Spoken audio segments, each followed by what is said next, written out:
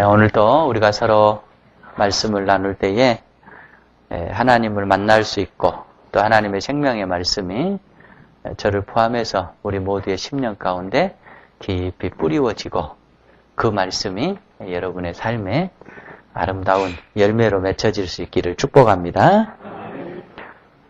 특별히 우리 집사님, 권사님 이렇게 또 만나 뵈서 반갑고요. 우리는 지금 재작년 8월 12일 날 첫 예배를 드렸는데 수요 예배 시간에 바로 제가 마가복음을 이렇게 강의를 같이 말씀을 나눴는데 지금 여기까지 왔어요. 아마 앞으로도 한 서너 달 정도 더 해야 될 것 같은데 마가복음을 쭉 이렇게 같이 말씀 나누신 분이 아마 우리 전 집사님 가족 또 우리 서 집사님 가족 정도 되겠는데 마가복음을 보면서 늘 느껴지는 것은 하나님이 살아계셔요. 모든 말씀 속에 살아계시지만 특별히 마가복음 속에 하나님이 살아계시고 예수님이 살아계십니다. 오늘 또 말씀을 나누면서 살아계신 주님이 여러분들 심령에 찾아오기를 축복합니다. 이제 오늘 말씀은 그런 내용의 말씀입니다. 예수님께서 이제 십자가를 지시기 위해서 체포되셨어요. 그리고 산헤드린이라고 하는 최고의 그때 당시에 권력기관이기도 하고요. 종교기관이기도 하고요. 또 하나님의 은혜를 나누는 그런 기관이라고 할 수 있는데 그 산헤드린 공회 앞에서 예수님께서 신문을 당하는 내용이 나옵니다. 그리고 죄로 입증되고 선고를 받아서 이 사람은 죽음에 처해야 마땅하다. 그러기까지의 그 내용이 나오고 있습니다. 그때 당시 다른 복음서에 의하면 이 산헤드린 공회 지금 예수님을 재판하는 그 대제사장은 가야바였다고 얘기를 하고 있습니다. 그런데 가야바는 어떤 그 생각을 가지고 있었냐면 그 요한복음에 보면 그런 내용이 나오는데요. 예수님 때문에 사회가 굉장히 혼란스러워집니다. 어떻게 혼란스러워지냐면 저분이 정말 메시아다 라면서 예수님을 따르는 사람들이 막 기하급수적으로 늘어나는 거예요. 그러니까 그 당시의 기존 종교 지도자들 산헤드린을 중심으로 해서 그 종교 속에서 안주를 누렸던 당시의 모든 지도자들은 굉장히 불안해했던 거예요. 예수님의 세력이 소위 말해서 신복음의 세력이 막 커오니까.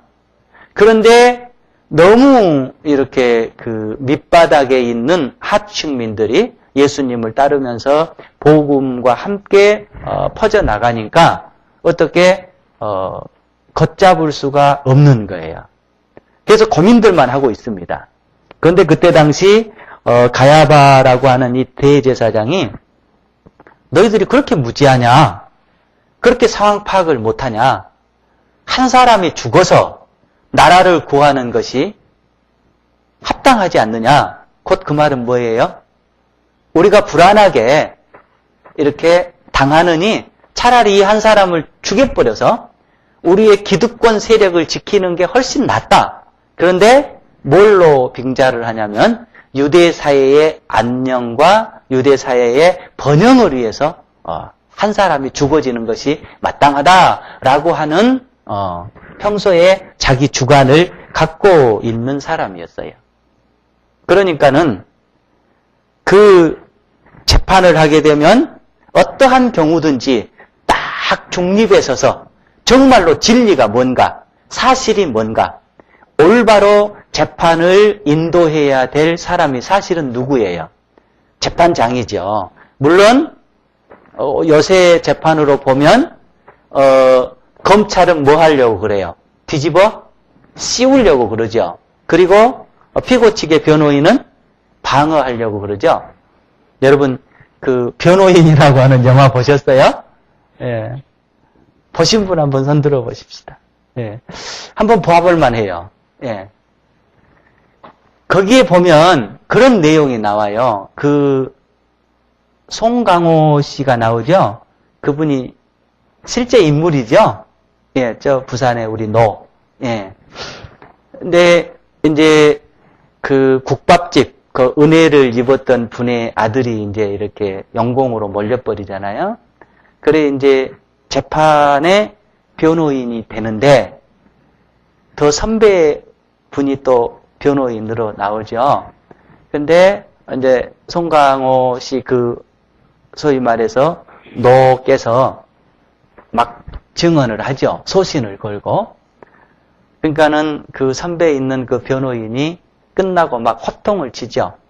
뭐라고 호통을 치냐면 이 재판은 유죄냐 무죄냐를 가리는 것이 아니라 형량을 줄이는 데 있다. 이 얘기를 해요. 그 저는 굉장히 충격적으로 받아들였어요.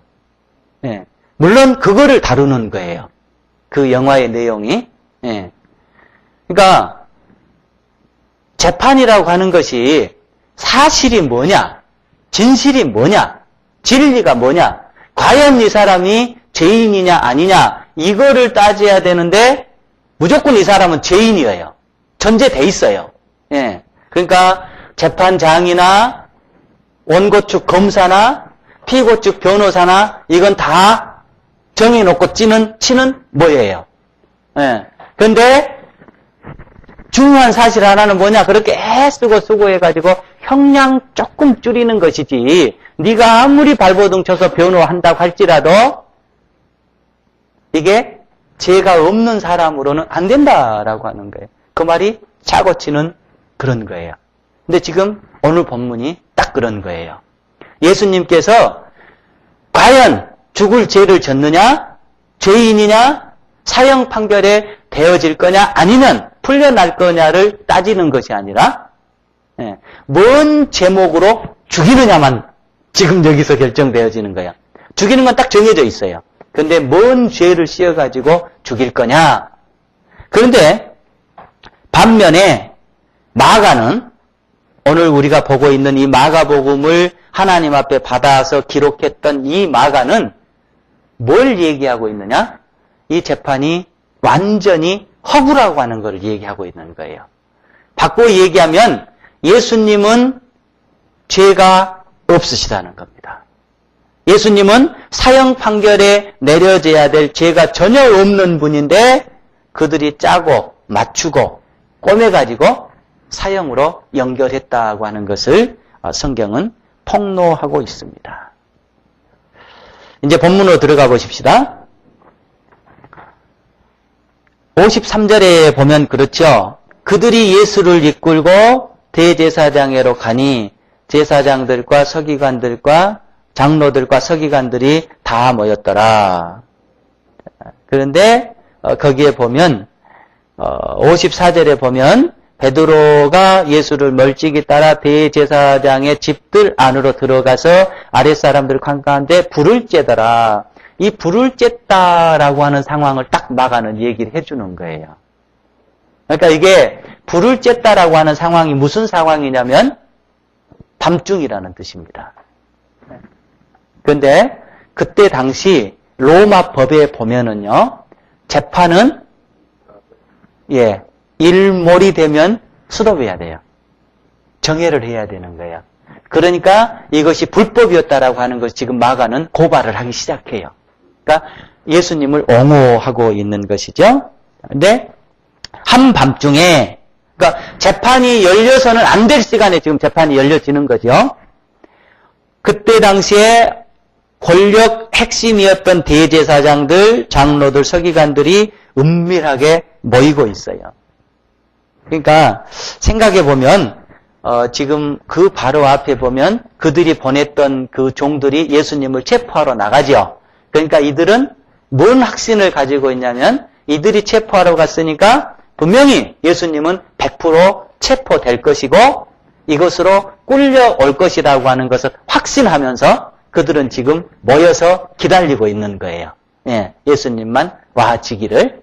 그러니까 예수님이 어쩌다가 어떻게 잘못돼가지고 잡혔고 그 다음에 이렇게 소문들을 해가지고 재판을 합시다. 이렇게 된 게 아니라 지금 미리 다 음모를 꾸며놓고 그들이 먼저 와서 기다리고 있고 시간 되면 예수님은 체포돼가지고 올 거다. 지금 이렇게 되는 것을 마가는 고발을 하고 있습니다. 그래 이제 예수님은 체포돼서 자기네들의 각본에 짜여서 정한 시간에 그들 앞에 먼저 모여있는 그들 앞에 당도를 하게 됩니다. 그 다음에 진행되는 단계는 뭐예요? 이제 증거를 찾게 되는 것입니다. 그런데 이제 구약에 보면은요, 한 죄인으로 판결을 내리기 위해서는 최하 2사람의 증인이 필요해요. 조금 더 하면은 3사람. 그래서 2-3사람의 증인이 있어야 그 증인이 일치돼야 그 사람을 그 고발한 죄의 죄인으로 판결을 하게 되는 것이죠. 그래서 그들이 이제 죄를 찾습니다. 그런데 그 죄를 찾는 것이 뭐라고 성경은 고백하고 있어요? 거짓 증인들이라고 고백하고 있어요. 그리고 그 거짓 증거들마저도 일치를 하지 않는다라고 하는 거예요. 계속 지금 이 재판은 잘못되어 가고 있다라고 하는 것을 고발을 합니다. 56절 우리 같이 한번 읽어보십시다. 이는 예수를 쳐서 거짓 증언하는 자가 많으나 그 증언이 서로 일치하지 못함이라. 자, 그러니까 여기서 증언은 사실대로 해줘야 되잖아요. 그러니까 증언은 누구만 할 수 있어요? 본 사람만 할 수 있어요. 예. 본 사람이 고백하는 거는 증언이에요. 증인이에요. 그리고 다른 보지 않는 사람이 합리성을 가지고 법의 논리를 가지고 얘기하면 이거는 변호가 되는 거예요. 예. 그런데 봤다라고 하는 사람들이 증언을 하는데 그것이 거짓 증언일 뿐만이 아니라 그 거짓 증언하는 것 자체도 어떻게 되는 거예요? 서로 성립이 되어지지가 않는 거예요. 그러니까 불법을 지금 고발을 하고 있는 거죠, 마가는. 그 다음에 이제 그게 안 되니까 다른 증인들이 또 나옵니다. 58절 9절에 보면 우리가 그의 말을 들으니 손으로 지은 이 성전을 내가 헐고 손으로 짓지 아니한 다른 성전을 사흘 동안에 지으리라 하더라 하되 그 증언도 어떻게 되는 거예요? 서로 일치하지를 않는 겁니다. 그러니까 어떻게 해서든지 죄를 뒤집어 씌워보려고 온갖 노력을 하고 수고를 하고 거짓 증거를 대보지만 이게 성립이 되어지지를 않았다라고 마가는 지금 우리에게 고백을 하는 것이죠. 자, 그러니까 이제 누가 나서냐면은 여러분 지금 재판도 마찬가지고 그때 당시 재판도 그랬을 것입니다만은 재판장이 신문을 할 수 있나요? 집사님. 현재는 안 됩니다. 그러죠. 재판장은 신문을 할 수가 없는 거예요. 예, 원고 측, 피고 측 다 듣고 판결만 내려주는 거예요. 예. 여러분 아시잖아요. 지금 법이 사실은 어디서 출발하냐면 로마에서 출발해요. 그때 당시 로마의 법은 굉장히 민주적이었고요. 굉장히 합리적이었어요. 그러니까 그런데 재판장은 좌우를 보면서 진리를 판단해 줘야 될 사람이 마치 검사처럼 오늘날로 치면은 신문을 가하기 시작해요. 왜? 이게 안 되니까 이제 거짓 증언을 세워가지고 해봤는데 안 되는 거예요. 그러니까 또 다른 거짓 증언을 세워가지고 해봤는데 이게 또 안 되는 거예요. 그러니까 이제 재판장이 손수 질문을 합니다. 우리 60절, 61절 같이 한번 읽어보십시다. 대제사장이 가운데 일어서서 예수에게 물어 이르되 너는 아무 대답도 없느냐? 이 사람들이 너를 치는 증거가 어떠하냐? 하되 침묵하고 아무 대답도 아니하시거늘 대제사장이 다시 물어 이르되 내가 찬송받을 이의 아들 그리스도냐? 라고 묻습니다. 예. 이제 핵심으로 들어가요. 네가 정말 그리스도냐? 이 말은 뭔 말이에요? 이분이 그리스도였다라고 하는 소문들이 이미 있었다는 의미죠. 자기도 들었다는 의미예요. 내가 한간에 듣자 하니 내가 예수님 자신을 가르치면서 그리스도라고 하고 하나님의 아들이라고 떠들어 다니는데 그게 사실이냐라고 묻습니다. 그러니까 지금 우리가 생각해 보면 많은 증인들을 세워서 예수님을 죽음의 죄로 몰고 가려고 했는데 그게 됐어요, 안 됐어요? 안 돼버렸죠. 예. 그러니까 이제 하도 답답했던지 대제사장이 그래서는 안 되는 것인데 재판에서 선수 나와가지고 고발을 하고 있는 거예요. 자, 그래 묻습니다. 너가 그리스도냐? 라고 물어요. 그러니까 예수님께서 침묵을 하시다가 다시 내가 정말로 찬송받을 이의 아들 그리스도냐? 여기서 찬송받을 이는 하나님을 의미하시죠. 그리스도냐? 하니까 예수께서 이르되 내가 그니라 라고 대답을 합니다. 이게 무슨 의미일까? 이런 의미예요. 사람들이 예수님을 사형으로 몰고 가기 위해서 수많은 증거들을 제시를 했지만 제대로 안 된 거예요. 그런데 그 제목을 누가 씌우느냐? 당신이 스스로 씌워버리는 거예요. 무슨 말인지 이해되세요? 많은 사람들이 예수님 십자가에 못 박혀 돌아가야 될 사람이라고 죽어야 될 사람이라고 온갖 거짓 증거를 하지만 이게 성립이 되어지질 않는 거예요. 그런데 그 마지막 죄를 씌우는 것마저도 누가 하느냐? 본인 스스로 하는 거예요. 본인 스스로.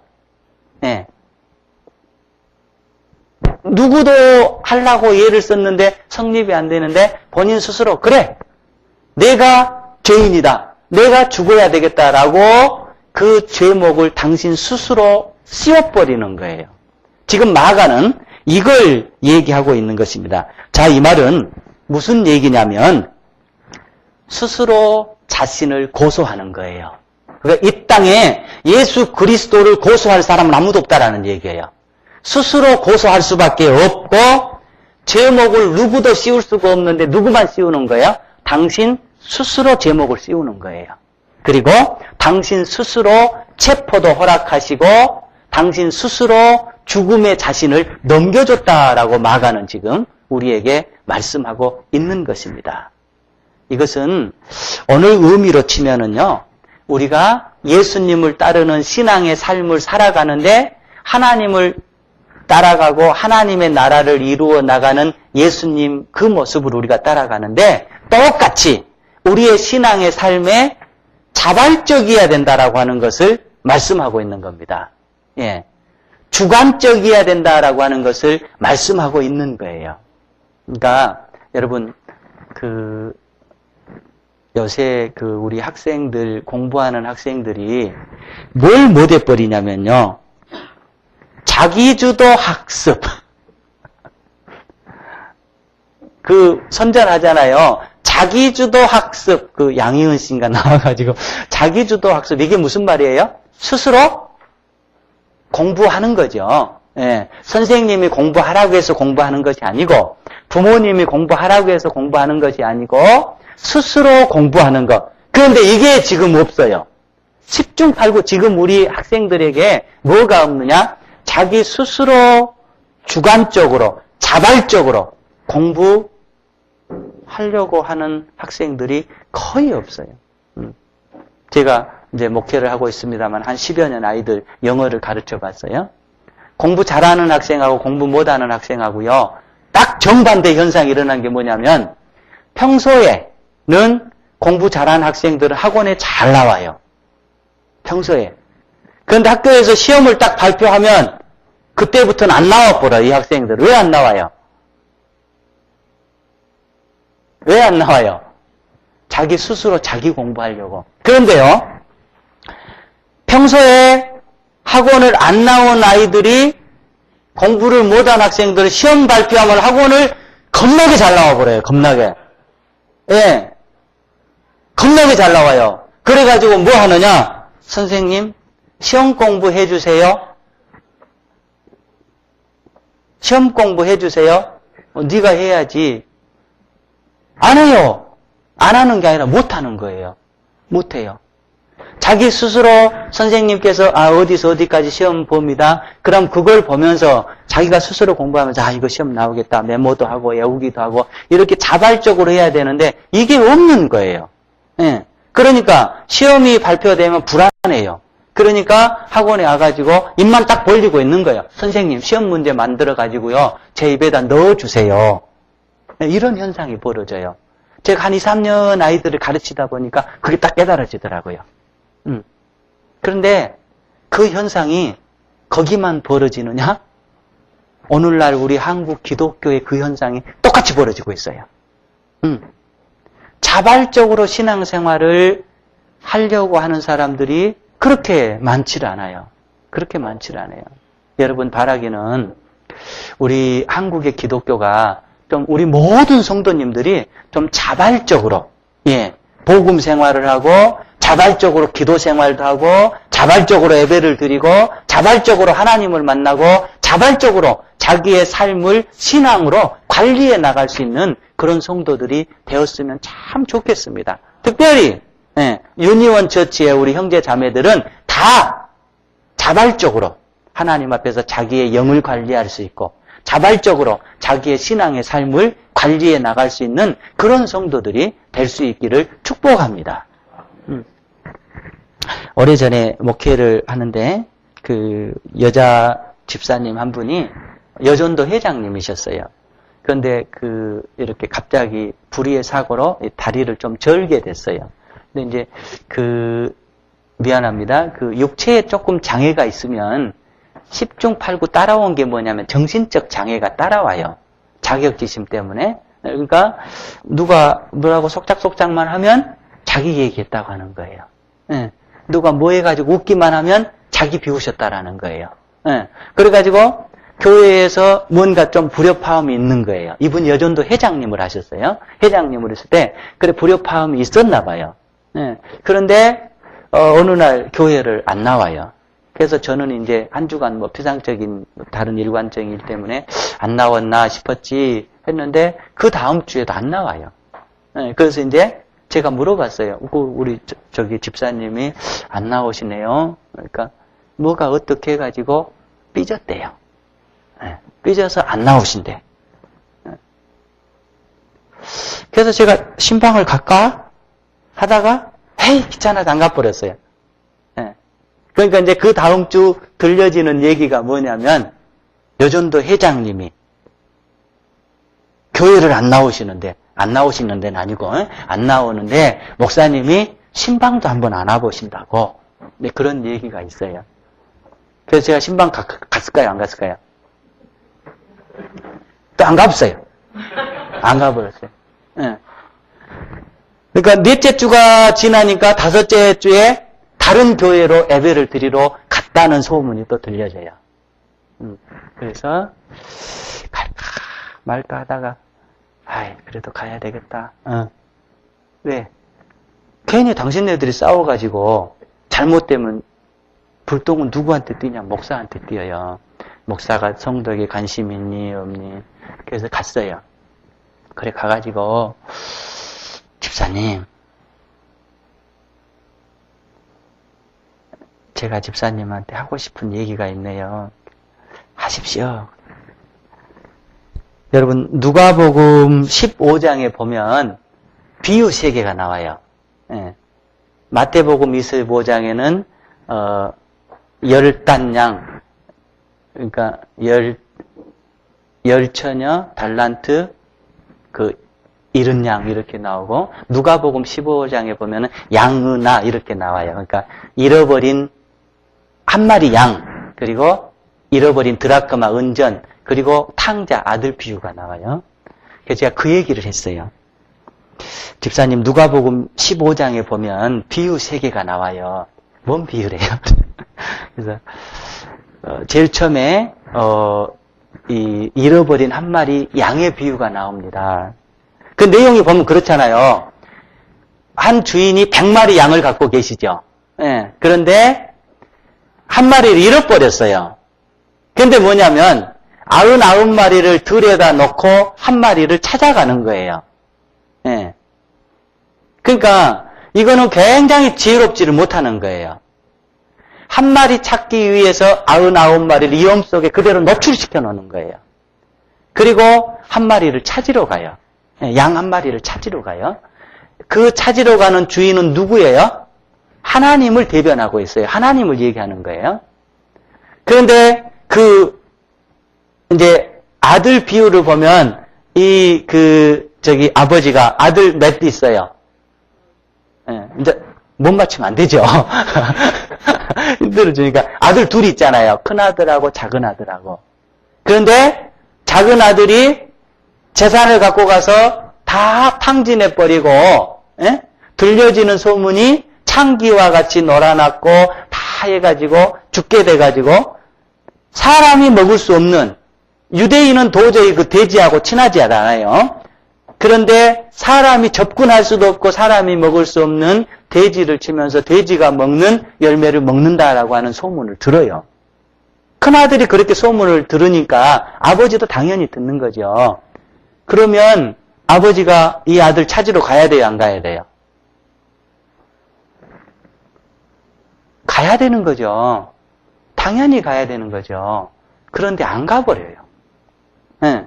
그러니까 99마리를 놔두고 한 마리는 안 찾으러 가도 되는데 여기는 가는 거예요. 가서는 안 되는데 가는 거예요. 그리고 둘 중에 하나밖에 없는 아들, 아니 둘이 아니라 100명의 아들이 있다고 해도 하나 없으면 찾으러 가는 게 사람이잖아요. 그런데 이 아들은 찾으러 가지를 않아 버려요. 그러니까 왜 그렇느냐? 짐승은 찾으러 안 가버리면요, 영원히 길을 잃어버려요. 그러니까 돌아올 가능성이 없어요.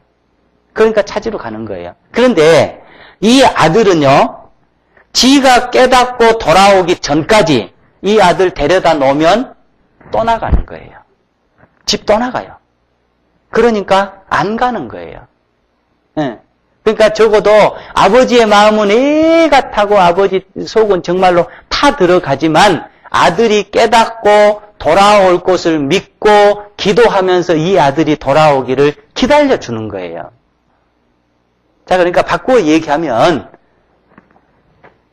집사님, 저한테 짐승 대접 받고 싶으세요? 아들 대접 받고 싶으세요? 제가 이랬어요. 진짜로 그랬다니까요. 네, 진짜로 그랬어요. 제가 딱 대놓고, 집사님, 저한테 짐승 대접 받고 싶으세요?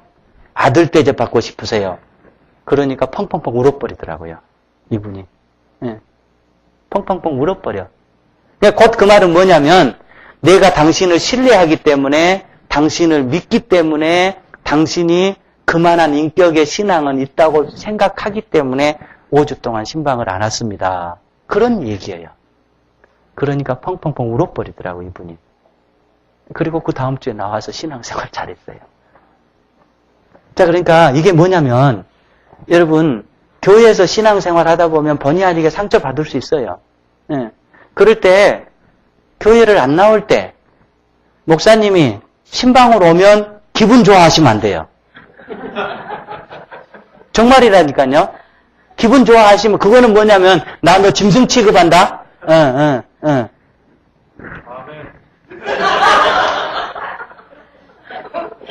정말이에요, 정말. 예. 예. 근데, 안 오면, 섭섭해 하시지 말고, 우리 목사님께서 그래도 나를 신뢰해 주시는구나. 예. 나를 인정해 주시는구나. 예, 이렇게 대해야 돼요. 우리 반대로 생각해야 돼요. 목사님 안 오신다고 심란해하고, 목사님은 정의 없니, 없잖니, 이러면, 그거, 우리 자발적인 사람 못 되는 거예요. 예. 그래서, 여러분, 연합교회에서 신앙생활 하시다가, 혹시라도 상처받고, 교회를 안 나오는데, 신방 오면은 저한테 뭐라고 하셔야 돼요. 안 왔다고 뭐라고 하시지 말고. 그렇게 되줘야 돼. 이거 그냥 우리가 심각하게 생각해 볼 문제예요. 하나님이 그러잖아요. 양은 찾으러 가는데 아들은 안 찾으러 가요. 이거 궤변이 아닙니다. 심각하게 들어봐야 돼요. 그러니까 그만큼 하나님은 생명은 존중하는 거예요. 네가 돌아올 걸로 믿는다라고 기다려주는 거예요. 그리고 아들을 아들로 대접을 해주는 거예요. 짐승은 어차피 짐승으로밖에 대접을 할 수가 없는 거예요.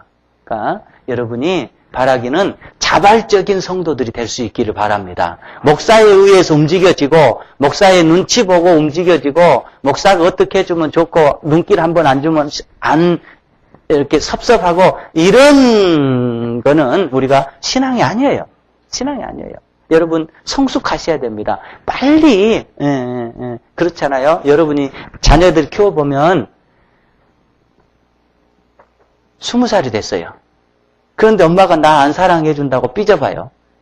그게 아들이요. 그게 딸이요. 어이구 지발 좀 성숙해라 이렇게 되는 거잖아요. 그러니까 이 예수님께서는 지금 오늘 우리에게 그런 의미예요. 나는 죽음마저도 내가 자발적으로 뒤집어 쓴다. 제목마저도 내가 뒤집어 쓴다. 그들이 그렇게 제목을 씌우려고 했는데 안 씌워지잖아요. 그러니까 스스로 허락을 해버리는 거예요. 자, 그 다음에 이제 내가 그다라고 말씀을 했어요. 이거는 아주 심각한 문제를 우리에게 제기를 하고 있어요. 내가 그니라. 자, 내가 그니라 이렇게 얘기하죠. 우리 교인들은 아마 들어보셨을 거예요. 이 말이 무슨 말이냐면요. 헬라어로 이런 말이에요.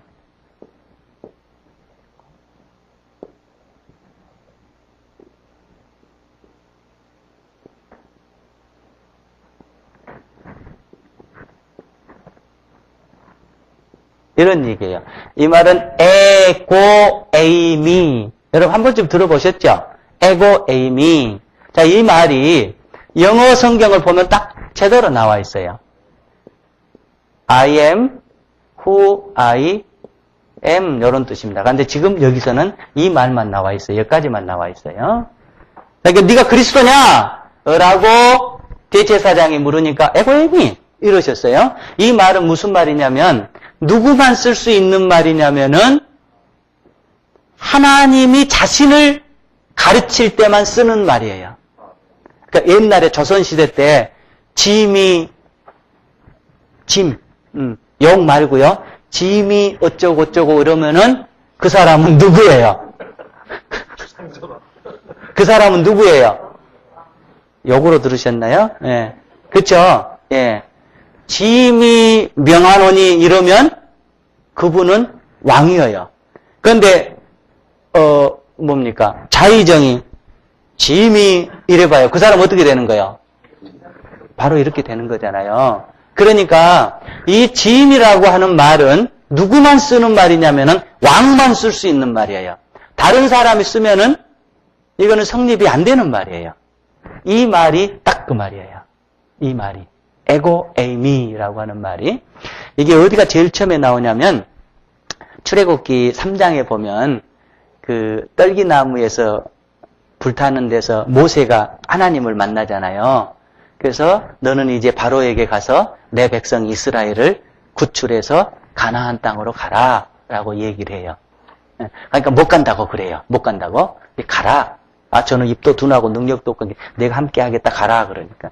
마지막 변명을 뭐라고 하냐면 그러면 제가 하나님 가가지고 우리 백성에게 하나님이 보냈다라고 얘기를 하면 그 사람들이 하나님의 이름이 뭐냐라고 물으면 제가 뭐라고 대답을 하죠? 이렇게 얘기를 한단 말이에요. 그때 내가 에고 에이미라고 해라 이렇게 하는 거예요.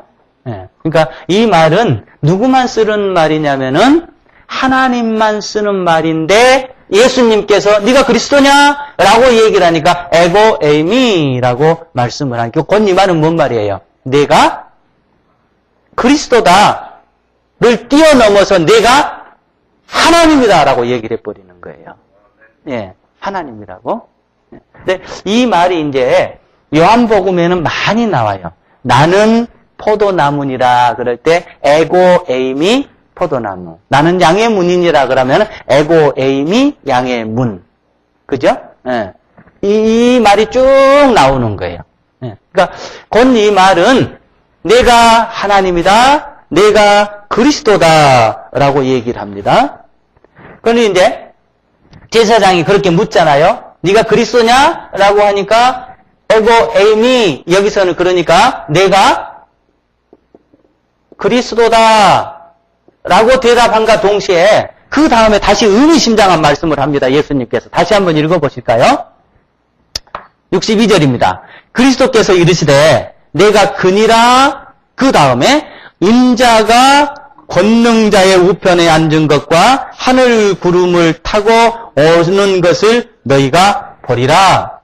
자, 근데 그리스도냐고 물으니까 예수님께서 그래 내가 그리스도야 라고 대답을 하고 나서 다시 말을 바꿔버려요. 뭐라고 바꿔버려요? 자기를 뭐라고 얘기를 해요? 인자라고 바꿔버리죠. The Son of Man 이렇게 바꿔버립니다. 네. 예. 이렇게 바꿔버려요. 이게 무슨 말이냐면 이 마가는 그걸 얘기하고 있어요. 예수님은 그리스도가 아니라고 얘기를 하는 거예요. 그리스도가 아니라고 얘기를 해요. 계속해서 예수님 자신께서는 자신을 뭐라고 얘기를 하냐면은 인자라고 얘기를 해요. 인자라고 하는 뜻은 무엇이냐면은 하나님의 아들이라는 뜻인데요. 이게 그때 당시에 왜 예수님이 메시아가 유대인들은 아니라고 생각을 했냐면 메시아는 어디에 태어나야 된다고 생각했어요? 왕궁에 태어나야 된다고 생각했어요. 예. 권력자로 태어나야 된다고 했어요. 예. 그리고 온 백성을 지배하는 위치에 있어야 된다고 생각을 했어요. 예. 백마 타고 온 백성을 거느리는 그런 권위를 가지고 태어난 분이 메시아라고 생각을 했어요. 그분이 그리스도예요. 그런데 예수님은 태어나면서부터 어떻게 태어나버려요? 마구에서 태어나잖아요. 그리고 제일 밑바닥에 삶을 살잖아요. 그리고 아무 의미 없이 십자가에서 죽어버리잖아요. 예, 이게 인자 개념이에요. 그런데 그리스도는 어떻게 해서 어떻게 해서 그리스도가 되어지느냐? 그리스도가 되어지는 길은 소위 인자를 통해서만 그리스도가 되어진다라고 하는 뜻입니다. 그러니까 예수님이 종으로 이 땅에 오셔서 고난받고 죽지 않으면 그리스도가 안 된다라는 거예요. 그런데 온 유대인들은 왕으로 군림을 해야만이 그리스도가 될 수 있고 왕으로 군림을 해야만이 메시아가 된다고 할 수 있는 거예요. 그러니까 안 믿어버렸던 거예요. 예수님은 그래서 그 얘기를 합니다. 그래서 그리스도는 어떻게 되어지느냐? 인자를 통해서 되어지고 인자의 삶을 통해서만 그리스도가 되어질 수 있다라고 하는 말입니다. 그래서 여러분이 신앙의 삶을 살면서 우리가 그리스도처럼 살아야 될 거냐 아니면 인자처럼 살아야 될 거냐 이걸 고민해야 돼요. 그리스도로 산다라고 하는 것은 내가 늘 높임을 받고자 하는 삶의 스타일입니다. 네. 내가 늘 대접만 받아야 된다라고 하는 삶의 스타일입니다. 내가 언제나 좋은 자리만 차지해야 된다라고 하는 것이 그리스도의 스타일입니다. 그러나 반대로 나는 예수님처럼 낮아져야 돼라고 생각하며 살면 이거는 인자 스타일입니다. 내가 다른 사람을 섬겨야 돼라고 생각하면 이거는 인자의 스타일입니다. 내가 섬김을 받은 것이 아니라 내가 섬겨줘야 돼라고 생각하면 이거는 은자의 스타일입니다. 빛이 있는 곳에 내가 사는 것이 아니라 어두움에 가가지고 거기서 내가 한 송이의 빛이 돼야지라고 생각하면 이것은 인자의 삶의 스타일이에요. 예수님은 오늘 우리에게 그것을 보여주고 있습니다. 여러분의 삶이 우리가 다 그리스도가 되고 싶잖아요. 그런데 그리스도는 어떻게만 되어지느냐? 인자를 통해서만 되어질 수 있다라고 하는 거예요. 십자가가 없으면 결코 그리스도는 없는 거예요. 죽음이 없으면 결코 부활이라고 하는 것은 없는 거예요. 여러분과 제가 부활만 꿈꾸지 말자고요. 승리만 꿈꾸지 말자고요. 죽으면 당연히 생명은 있는 것이고 순환이 있으면 반드시 영광은 있어지는 거예요. 인자로 삶을 살면 하나님께서 그를 그리스도로 세워주시는 것입니다. 그래서 빌립보서 2장에 보면 그러자 너희는 그리스도의 마음을 본받으라. 근본 하나님의 본체시나 그는 낮아져서 자기의 형체를 비우고 종의 모습으로 오사 이 땅에서 그의 삶을 살았더니 하나님께서 그를 높여주셨다라고 말씀을 하시잖아요. 예수님께서 지금 그 말씀을 합니다. 자, 그래서 이제 그렇게 되니까 어떻게 하냐? 이제 기회는 있다는 거예요. 제사장이 바랬던 그 지금 순간이 돌아왔어요. 63절 같이 한번 읽어보십시다. 대제사장이 자기 옷을 찢으며 이르되 우리가 어찌 더 증인을 요구하리요. 본인이 그렇게 해버렸으니까 이제 증인이 필요 없다. 증인이 필요 없다. 그러면서 바로 이제 원하는 사형 판결을 내리는 것이죠. 그런데 여기에 중요한 의미가 하나 있어요. 대제사장이 자기 옷을 찢으며 이랬죠. 자기 옷을 찢으며. 지금 대제사장이 평복을 입고 있었을까요? 애복을 입고 있었을까요? 재판을 하고 있으니까 평복은 아니었을 거예요. 저는 이게 지금 평복이죠. 그런데 이제 이렇게 목사 가운이라는 게 있잖아요. 그러니까 재판을 하니까 제사장의 가운을 입고 있는 거예요.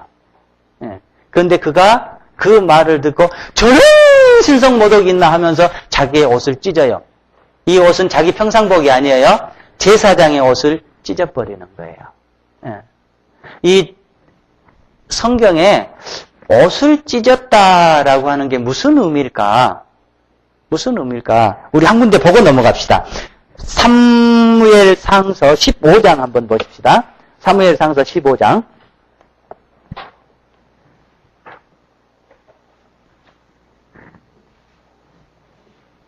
27절입니다.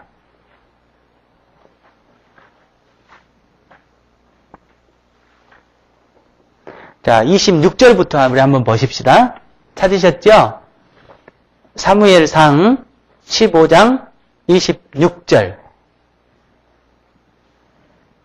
자, 찾으셨죠? 26절 같이 읽으십시다. 사무엘이 사울에게 이르되 나는 왕과 함께 돌아가지 아니하리니 이는 왕이 여호와의 말씀을 버렸으므로 여호와께서 왕을 버려 이스라엘 왕이 되지 못하게 하셨음이다 하고 사무엘이 가려고 돌아설 때에 사울이 그의 겉옷자락을 붙잡음에 찢어진지라. 자, 여기에 그의 겉옷자락을 잡음에 찢어진지라. 그의 겉옷이 우리가 보기에는 사무엘의 옷처럼 보여지죠? 사무엘의 옷이 아니에요. 자기의 옷이에요. 자기 옷자락을 잡으며 찢어지니라. 근데 그 밑에 읽어보면 사무엘이 그에게 이르되 여호와께서 오늘 이스라엘 나라를 왕에게서 떼어 왕보다 나은 왕의 이웃에게 주셨나이다. 그러니까 이게 이런 의미예요. 사울이 자기 옷을 찢어버렸다라고 하는 것은 그 순간 뭐가 박탈돼 버렸냐고 하면은 자기의 왕권이 박탈돼 버렸다는 의미입니다.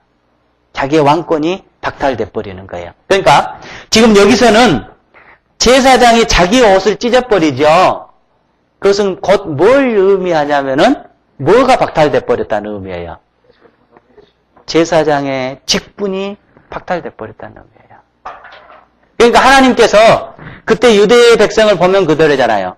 대대로 내려온 제사장 직분은 계속 세습되어지잖아요. 자기 백성에게. 그런데 그 순간 자기가 제사장의 직분의 옷을 찍는 순간 제사장의 직분이 어떻게 돼버렸냐?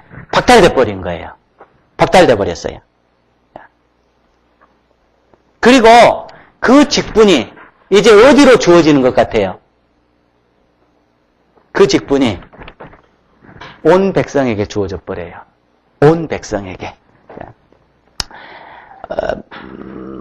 마태복음 27장에 보면 시간이 없으니까 제가 이렇게 그냥 안 보고 넘어갈게요.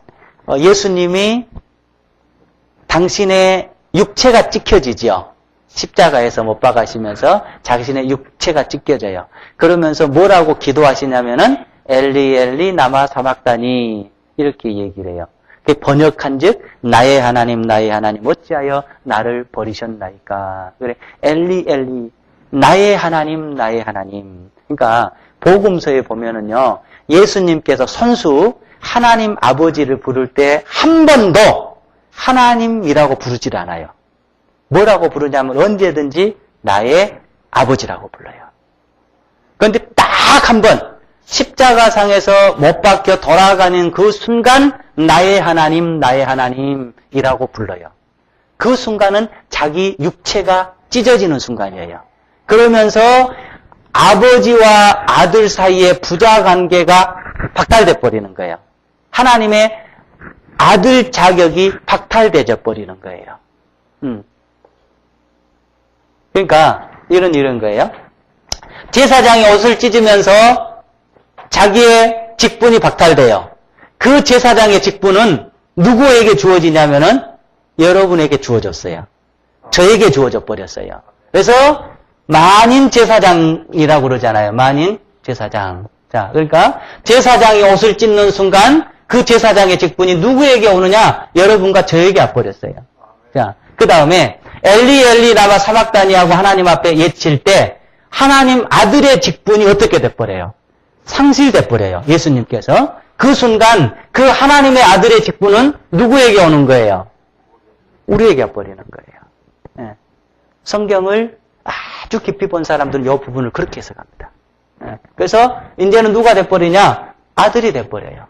그러니까 예수님께서는 만인 제사장, 지금까지는 유대 고유 계층에만 주어졌던 제사장의 직분을 박탈을 시키고 그 제사장의 모든 직분을 누구에게 주느냐? 모든 백성에게 주시기 위함이고 하나밖에 없는 아들의 직분을 당신이 박탈당하고 십자가에 못 박혀 돌아가시면서 그 직분을 누구에게 줘버리냐? 저와 여러분에게 줘버립니다. 그리고 그것을 뭐 하기 위해서? 이루기 위해서 주님은 그 다음에 보면 능욕을 당하시고 채찍을 맞으시고 십자가를 지시고 이렇게 됩니다. 그러니까 오늘 본문은 마가가 이 사명을 이루기 위해서 당신 스스로 그리스도임에도 불구하고 인자로 서서 우리에게 그 직분을 이루기 위해 제목까지도 당신이 스스로 내놓으시고 제목도 당신이 스스로 뒤집어 쓰시고 증인도 당신이 스스로 되셔서 우리에게 제사장으로서 하나님의 아들로서 살아가기 위해서 그분이 고난을 당하셨습니다. 라고 마가는 얘기를 하고 있는 거예요. 이제 우리의 삶은 주님이 그 생명 바쳐서 인자로서 우리에게 하나님께 바로 나아갈 수 있는 제사장의 직분을 허락해 주시고 하나님을 아버지라고 부를 수 있는 직분을 우리에게 허락해 주셨습니다. 이제 우리의 사명은 그거를 가지고 우리가 또 똑같이 예수님처럼 인자로서 살아나가는 것입니다. 그 은혜가 있기를 축복합니다.